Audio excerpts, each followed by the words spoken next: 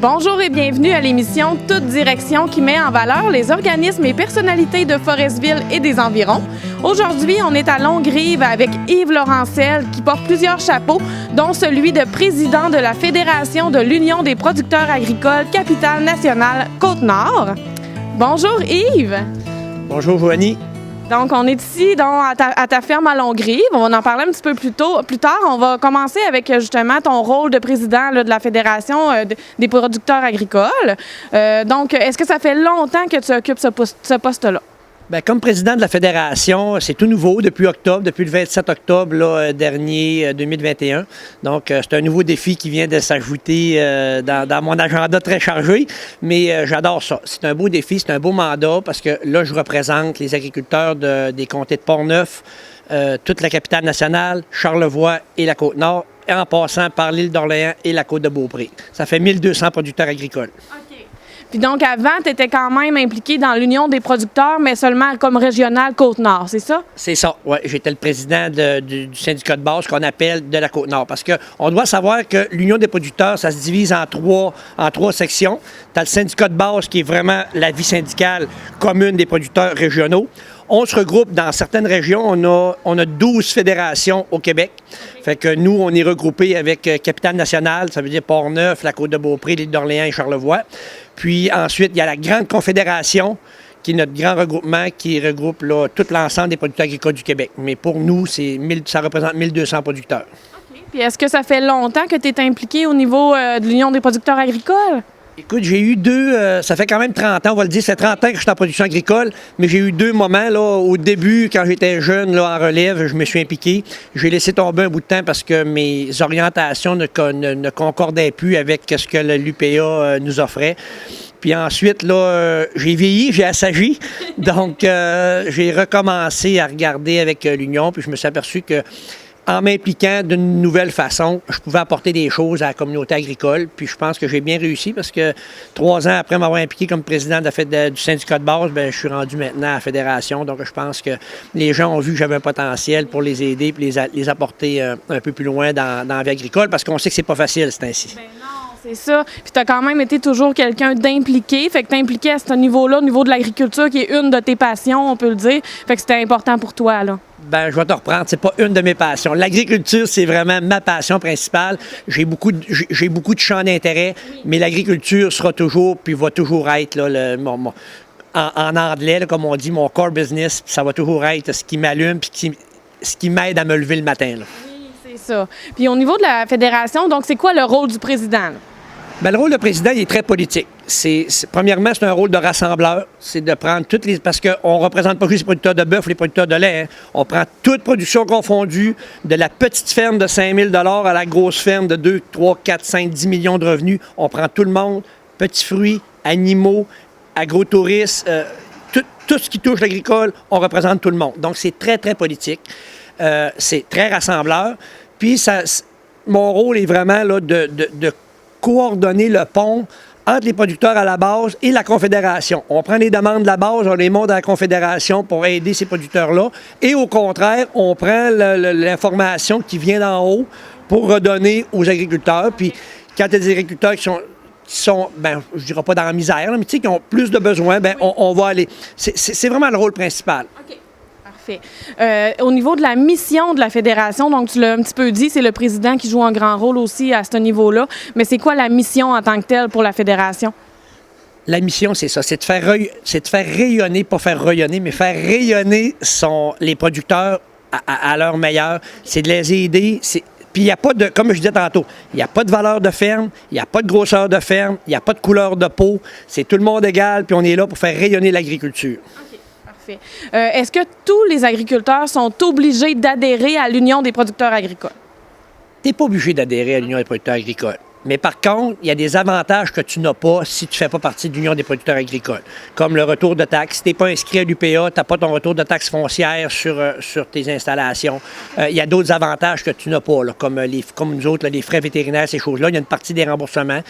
Mais écoutez, pour ce que ça coûte là, de cotisation, là, c'est vraiment un avantage de faire partie. Puis après ça, bien, comme je disais tantôt, nous, on a, à la Confédération, on a ce qu'on appelle le fonds de défense. C'est pas pour défendre tout le monde à se prendre un avocat pour poursuivre son voisin pour une clôture.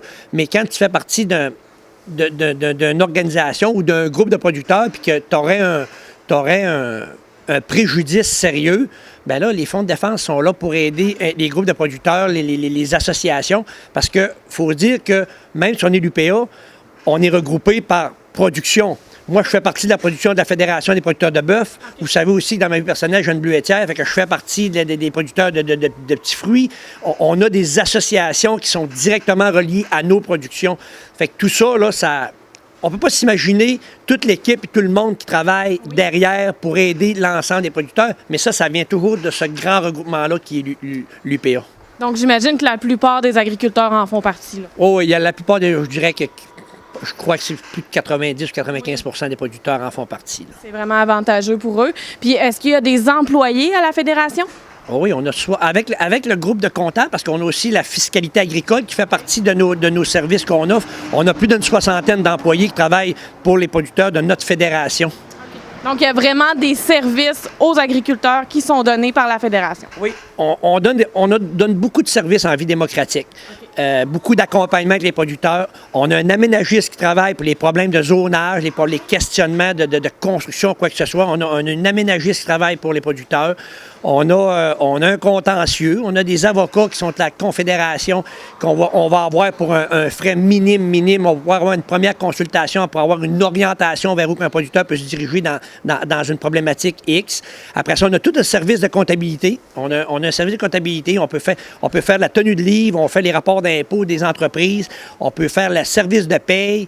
On a le service d'emploi agricole. Tu vas avoir un travailleur étranger, les fameux travailleurs étrangers qu'on parle depuis plusieurs années qui sont très importants. Bien, on s'occupe, on a des personnes qui vont aider le producteur à les faire venir, remplir les permis, comment ça fonctionne, toutes les informations. On a vraiment un service d'accompagnement pour le producteur. C'est peu connu. Je vous dirais qu'on en parle.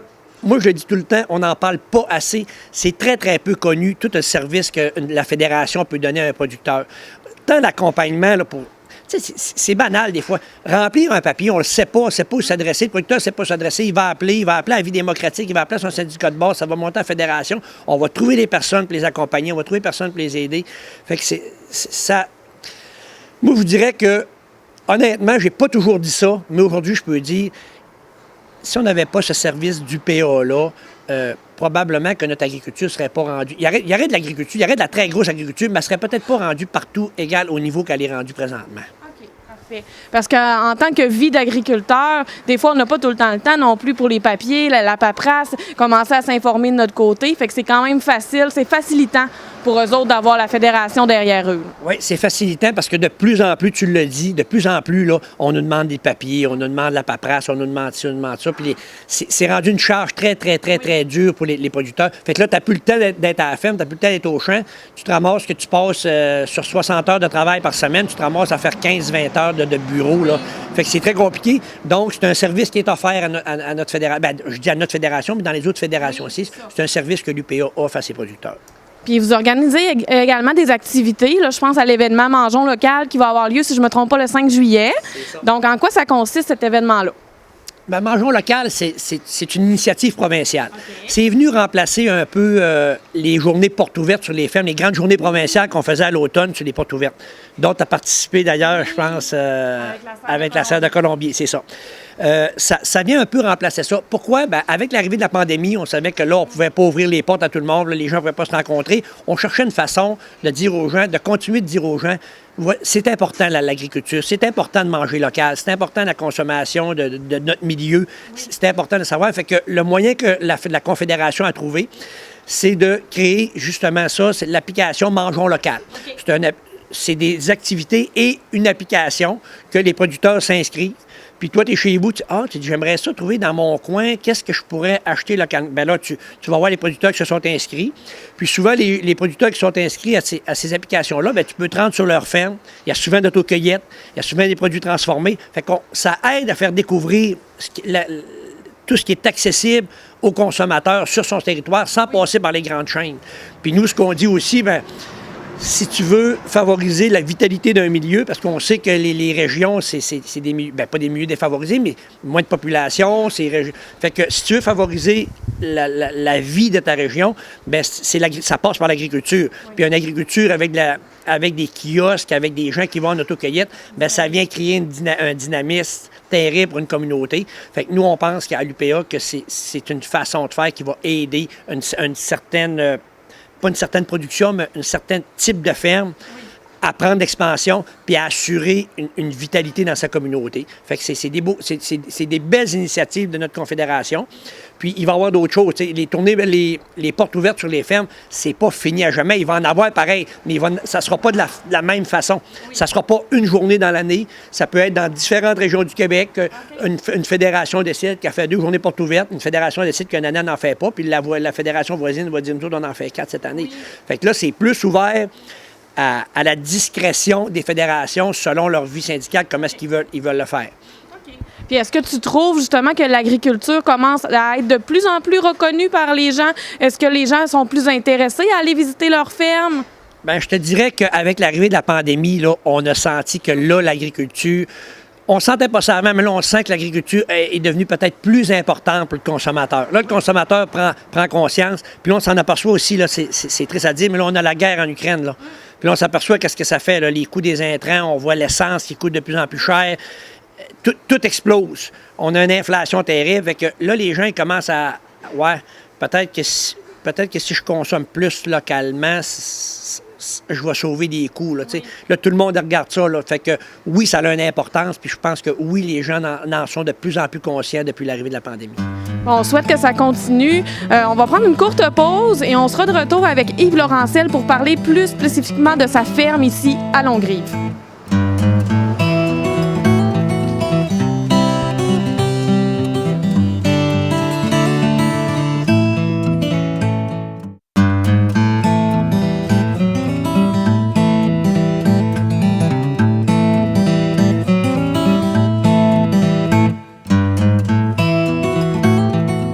Donc, nous sommes de retour après une courte pause publicitaire avec Yves Laurentiel dans sa ferme à Longrive. Donc, rebonjour Yves. Rebonjour. Donc, nous sommes ici dans ta ferme. Est-ce que ça fait longtemps que tu as relancé là, ta ferme bovine? J'ai relancé, ça fait 2 ans. C'était ma 2e hiver. OK. Puis, donc, est-ce que ça fait longtemps que tu as cette passion-là pour l'agriculture? Ça part de quand? Ah, écoute, je pense que la passion, à part de ma naissance, ça m'a toujours habité, les animaux m'ont toujours habité. Je suis venu au monde sur la ferme familiale du côté de ma mère. C'est pas mes parents qui l'avaient, mais c'était mon oncle, on était voisins. Donc, j'ai toujours été à l'étable, j'ai toujours traîné à l'étable avec les animaux. J'ai toujours adoré ça. Puis, malheureusement, j'ai passé au feu. Comme tout le monde le sait, j'ai passé au feu en 2012. Puis, il y a eu quelques situations qui ont fait que je remettais le projet, puis j'avais toujours ça en dedans de moi. Puis avec l'arrivée de la pandémie là, en 2020, on ne pouvait pas rien faire, on ne pouvait pas voyager, on ne pouvait pas sortir. J'ai dit, ça y est, c'est là que ça recommence. Ça fait qu'on a reconstruit, je dis on, mais j'ai décidé de reconstruire avec l'aide de ma famille. On a reconstruit à l'été 2020. OK. Rachat de troupeaux, puis là, c'est ma 2e hiver. 2e hiver. OK. Puis là, tu possèdes combien de vaches ici, là? Là, présentement, il y a 53 vaches avec il y a 48 veaux d'arrivée, 48 jeunes veaux. Puis les bouvillons d'abatteur ont parti la semaine passée. Fait que... Parfait. Puis est-ce que tu as d'autres animaux aussi sur la ferme ou ça se limite pas mal au... Non, les autres animaux, là, c'est quelques poules, puis une chèvre là, pour le plaisir, là, mais sinon, non, moi, je me concentre vraiment. Je suis ce qu'on appelle un producteur vache-veau. OK. Parfait. Puis c'est quoi qui te plaît le plus de ce métier-là d'agriculteur? Parce qu'on l'a dit plus tôt, c'est quand même exigeant. Qu'est-ce qui te passionne autant par ça? Le calme. Okay. Le calme que ça apporte, parce que moi, je ne suis pas quelqu'un de reconnu pour être calme. Mais c'est le calme que ça apporte. Écoute, peu importe la journée que tu as passée, peu importe les problèmes que tu as eus avec le bureau ou n'importe quoi dans la journée, quand tu rentres ici le soir là, ou le matin, pas une sérénité, mais il y a un calme, c'est tranquille. Les animaux ne sont pas là pour te stresser. Les animaux sont calmes. Fait que là, tu rentres dans l'étable. D'abord, ils t'attendent. Oui. Ils t'attendent pour les soigner. Ils t'attendent. Fait que ils viennent te voir. Ils te parlent. Les animaux, ils te parlent. S'il y a quelque chose qui ne fonctionne pas, tu le sais. Fait que, puis moi, les animaux, vous voyez, c'est très calme, ça bug pas pour rien. Je flatte, on se promène à travers les animaux, on les flatte, puis ça amène un caractère qui est reposant. Oui, on dit, on a beaucoup de travail, on travaille fort, on est toujours avec la température, on ne sait pas ce qui va se passer, on est toujours aux aléas de la température, mais malgré ça, on retrouve de quoi qui est relaxant et qui est apaisant. Oui. Puis donc, tu travailles aussi à la municipalité de Longrive, donc tu n'es pas seulement comme agriculteur. Est-ce que c'est difficile pour toi, justement, de jumeler un petit peu les deux? Bien, dans la production vache-veau comme ça, c'est facile. C'est plus facile parce que c'est pas comme les vaches à lait. Tu sais, les vaches à lait, là, les vaches à lait doivent être là. C'est plusieurs repas par jour. C'est les différents repas. C'est la moulée, c'est le foin, c'est un autre. C'est beaucoup plus demandant d'être présent. Moi, je suis bien installé, j'ai une belle stabulation libre. Les animaux vont comme ils veulent. Ils ont du foin en volonté. Fait que tu fais ton train le matin, tu fais l'écurage, tu refais ton train le soir. J'ai des caméras. Si vous voyez, après les murs, j'ai des caméras, j'ai mis une station de vêlage derrière. Fait que quand il y a c'est le temps de la mise bas, à ce temps avec la technologie, là, je peux être n'importe où dans le monde. Je vois ce qui se passe dans l'étable avec mon téléphone. Fait que je suis toujours à l'affût de ce qui se passe. Donc, ça permet... Pour ça que je dis souvent, moi, la production vache-veau, c'est une belle production pour avoir un travail à côté. Même si tu n'as pas un travail à 40-45 heures semaine, tu n'es pas obligé de partir dans le Grand Nord. Tu peux avoir un job à 30 heures semaine qui est un petit peu moins payant, mais ça t'amène un second revenu. Ça fait qu'avec la ferme, tu es capable de jumeler, capable d'avoir une bonne vie puis de vivre très bien, là.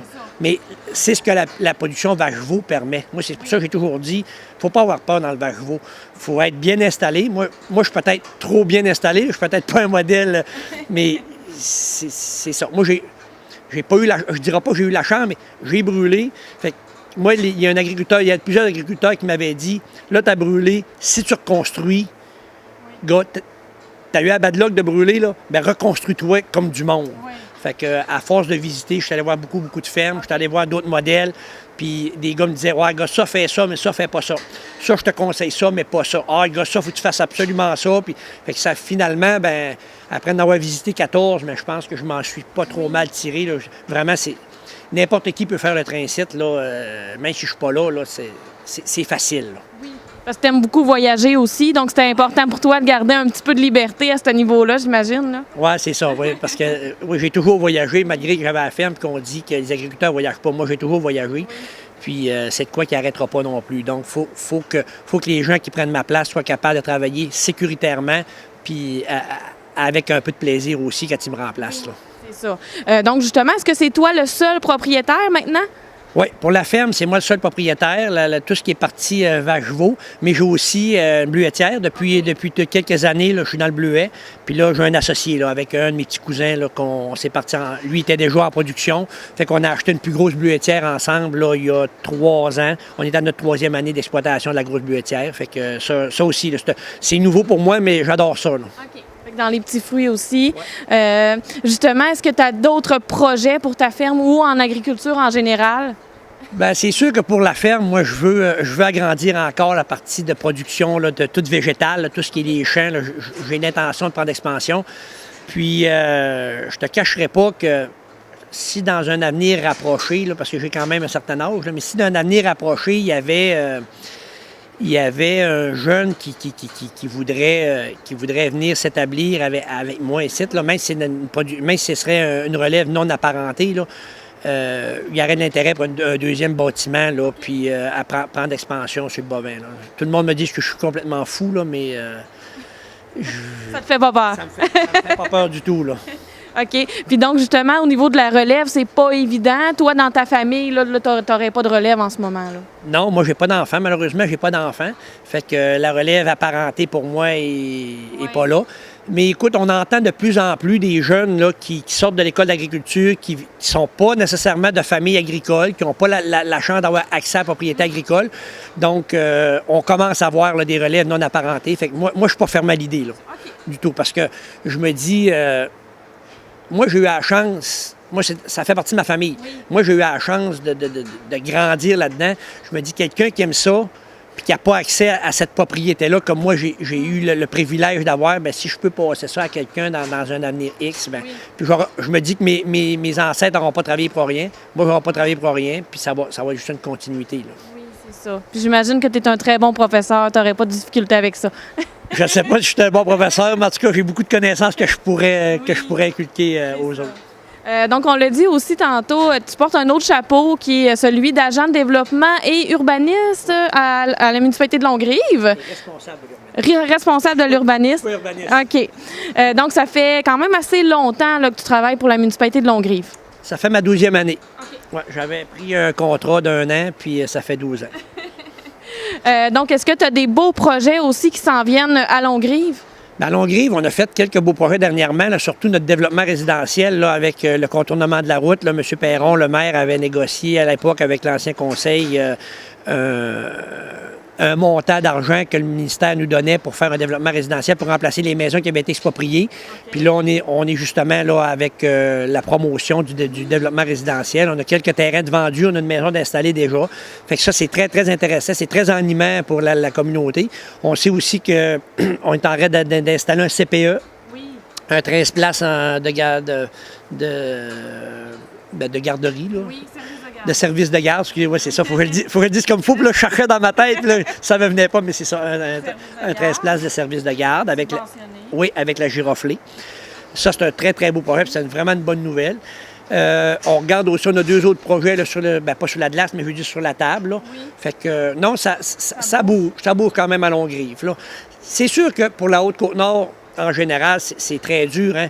Les emplois ne sont pas là. T'sais, on voit partout dans les autres régions, ils chargent des employés, chargent des employés. Mais en même temps, c'est pas tout le monde qui sont prêts à déménager. Moi, je vais prendre moi comme exemple.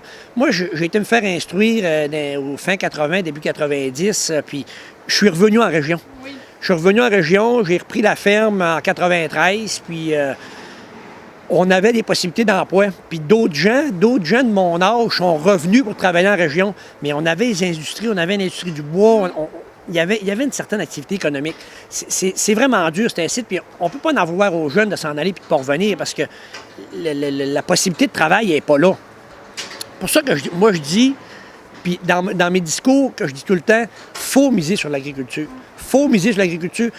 Moi, quand j'ai acheté la ferme en 93, il y avait, je ne sais pas s'il l'avait vendu, mais c'était dans les dernières années, il y avait une ferme de 100 vaches à Saint-Marc-la-Tour. Là. Okay.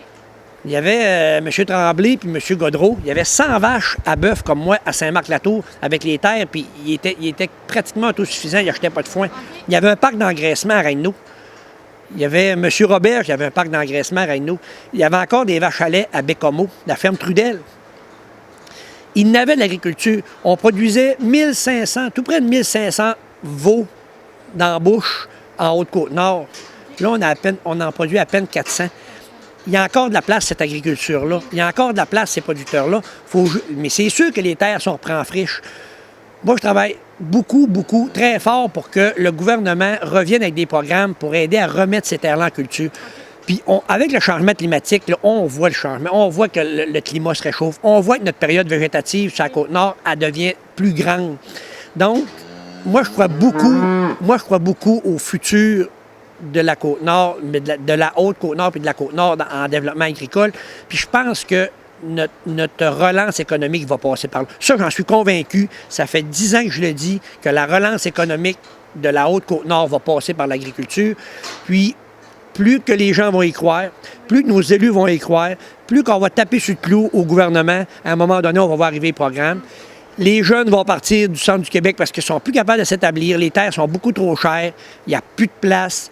Ils vont venir s'installer, puis on va l'avoir, notre relance économique. Mais moi, je crois fortement que cette relance-là va passer par l'agriculture. Bien, on souhaite que le message soit entendu de plus en plus, justement, puis que nos élus fassent des actions en ce sens-là. Puis, tu es un bon porte-parole pour l'agriculture. Donc, je suis sûre que l'Union des producteurs agricoles sont bien contents de ton travail. Fait qu'on te souhaite encore des belles années là, en agriculture. Est-ce que tu veux dire un mot de la fin? Bien, je veux saluer tous les producteurs, du coin, de la Côte-Nord, puis dire de ne pas lâcher, qu'ils font un excellent travail. Moi, je suis très, très fier de les représenter comme président de la Fédération. C'est sûr que là, je ne parle pas uniquement pour la Côte-Nord quand je suis à Québec, mais à chaque fois qu'un producteur de la Côte-Nord va avoir besoin, je vais toujours être là pour les défendre. Puis je viens d'ici. Je suis le premier en passant, hein, je suis le premier nord-côtier qui accède à un poste de fédération. Donc ça, j'en suis très fier. Puis je suis très fier de ma région. Je me suis jamais caché de dire que je venais de la Côte-Nord. J'ai toujours été fier de dire que je venais de Longueuil. J'ai toujours été fier de mon coin. J'ai toujours été fier des producteurs ici. Puis je continue à défendre toute cette vitalité-là qu'on essaie d'avancer parce que les producteurs agricoles de la Côte-Nord, ils sont... Puis là, je dis bien de la Côte-Nord, c'est des fiers personnages, sont fiers de leur propriété, sont fiers de ce qu'ils font, puis ils font des excellents produits. Bien, merci beaucoup pour ton travail, pour tout ce que tu fais pour les gens ici, puis continue. Nous, on se dit, bien, bonne fin de saison. C'était la dernière. On a conclu avec M. Laurentiel ici à Longrive. Et on se dit, bien, à la saison prochaine, en octobre.